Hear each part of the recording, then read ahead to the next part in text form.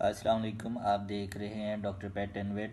आज हम पढ़ेंगे basic components of reproductive system. चलें स्टार्ट करते हैं। ग्लैंड का मतलब क्लियर होना चाहिए कि ये क्या चीज़ है। ग्लैंड एक रिप्रोडक्टिव ग्लैंड है। ग्लैंड का मतलब है जहाँ से किसी चीज़ की सिक्रीशन होती हो। मेल में गुनेड्स स्पर्म की प्रोडक्शन का रिस्पॉन्सिबल होता है और फीमेल में जो गुनेड ओवरी है वो एग की प्रोडक्शन का रिस्पॉन्सिबल होता है। उम्मीद है कि अब आपको समझ आ गई होगी कि गुनेड्स को हम रिप्रोडक्टिव ग्लैंड क्यों कहते हैं, क्योंकि यहाँ से स्पर्म की प्रोडक्शन होती है और जो फीमेल रिप्रोडक्टिव सिस्टम में जो ग्लैंड है ओवरी उधर से एग की प्रोडक्शन होती है और हम ग्लैंड कहते ही उसे हैं कि जहाँ से किसी चीज़ की सिक्रीशन होती हो। इस वजह से हम इनको रिप्रोडक्टिव ग्लैंड भी कहते हैं। उम्मीद है अब आपको समझ आ गई होगी कि ग्लैंड्स को हम रिप्रोडक्टिव ग्लैंड क्यों कहते हैं। हम इस वक्त मेल का रिप्रोडक्टिव सिस्टम पढ़ रहे हैं। तो मेल में जो ग्लैंड है वो स्पर्म की प्रोडक्शन का रिस्पॉन्सिबल होता है और मेल में जो ग्लैंड टेस्टिस हैं वो 2 इन नंबर्स होती हैं। और ये जो 2 इन नंबर्स वाला जो कंसेप्ट है वो मैं आपको क्लियर इस इमेज में करवा देता हूँ। ये देखें, जो मेल में ग्लैंड है उसमें 2 टेस्टिस होती हैं, एक लेफ्ट टेस्टिस है और एक राइट टेस्टिस है। के बाद आता है scrotum. It is a sac of skin. Sac का मतलब है थैली। ये एक थैली नुमा स्ट्रक्चर होता है जो टेस्टिस को कवर करता है। ये हमारी स्किन की तरह होता है जो कि हमें नजर आ रहा होता है। ये इसका कंसेप्ट मैं आपको इस इमेज में क्लियर कर देता हूँ। ये देखिए, ये जो आउटर स्ट्रक्चर है ना, आउटर लेयर ऑफ स्किन, इसे हम स्क्रोटम कहते हैं। इसके बाद आता है स्पर्मेटिक कॉर्ड। कॉर्ड का मतलब है थैली थैली।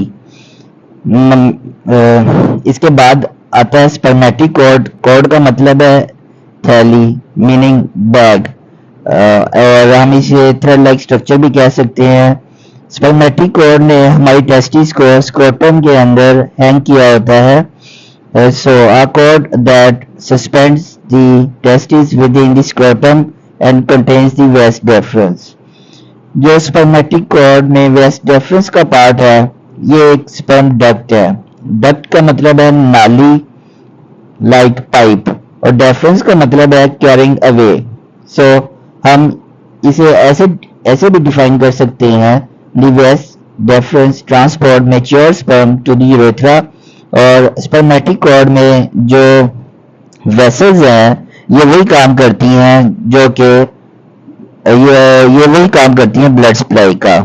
और इसका मैं आपको कंसेप्ट ऐसे क्लियर कर सकता हूँ। ये देखें, ये स्पर्मेटिक कॉर्ड है जो एक थ्रेड लाइक स्ट्रक्चर है। इसने एक बैग नुमा स्ट्रक्चर बनाया हुआ है जिसने हमारे टेस्टिस को हैंग किया हुआ है।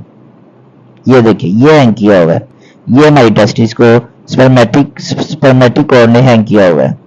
आता है contents of spermatic cord. Contents of spermatic cord में जो सबसे पहले आता है वो है टेस्टिकुलर आर्टरी। टेस्टिकुलर आर्टरी वही सिंपल वर्क करती है, हमारी टेस्टिस को ऑक्सीजनेटेड ब्लड सप्लाई करते हैं। इसके बाद आता है वेस्ट डेफरेंस। वेस्ट डेफरेंस को मैंने आपको ऊपर एक्सप्लेन किया है। इसके बाद आता है ट्यूनिका वेजिनैलिस। ट्यूनिका वेजिनैलिस भी असल में 2 प्रोटेक्टिव लेयर्स हैं जो कि स्क्रोटम के बाद आती हैं और ये हमारी टेस्टिस को प्रोटेक्ट करती हैं। और 7 नंबर पे है क्रीमेस्टर मसल। क्रीमेस्टर मसल का जो एक्शन है वो इन्वोलेंट्री एक्शन है और इस एक्शन को हम क्रीमेस्टर रिफ्लेक्स भी कह सकते हैं। अक्सर सर्दियों में हमारा जो इन्वायरमेंट का टेम्परेचर होता है वो बहुत बिलो चला जाता है, जिसकी वजह से हमारी टेस्टिस का जो टेम्परेचर है वो डिस्टर्ब होता है और इसी टेम्परेचर को मेंटेन करने के लिए क्रीमेस्टर मसल एक रिफ्लेक्स क्रिएट करता है, जिसकी वजह से हमारी टेस्टिस बॉडीज़ के साथ चली जाती हैं और चिपक जाती हैं ताकि हमारी टेस्टिस का टेम्परेचर मेंटेन रहे। इसके बाद आता है पेम्पिनिफॉर्म फ्लेक्स। पेम्पिनिफॉर्म फ्लेक्स असल में एक वेन्स का नेटवर्क है जिसको सिंपल हम रगों का जाल भी कह सकते हैं। इसको मैं आपको इस डायग्राम से एक्सप्लेन करने की कोशिश करता हूँ। ये देखें, ये पेम्पिनिफॉर्म फ्लेक्स है, ये वेन्स हैं पेम्पिनिफॉर्म की और ये आर्टरीज हैं जिसे ब्लड आ रहा है बॉडी से, जिसका टेम्परेचर है 37 डिग्री सेल्सियस। लेकिन हमारी टेस्टिस को चाहिए होता है 33 डिग्री सेल्सियस, 34 डिग्री सेल्सियस।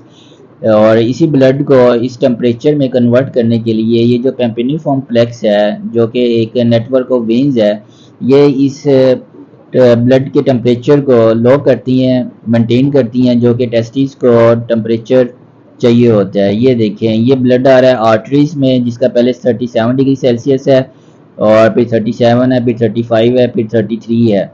ये इस वजह से बिलो हो रहा है क्योंकि ये जो पेम्पिनिफॉर्म प्लेक्स है ये इसको लो करते हैं, क्योंकि ये जो वेन्स में ब्लड जा रहा है वापस, जो कि डीऑक्सीजनेटेड ब्लड है, ये इसको कूल करता है। अगर आपको आज की वीडियो अच्छी लगी है तो सब्सक्राइब कर दें, शेयर कर दें और लाइक कर दें। जज़ाकल्लाह।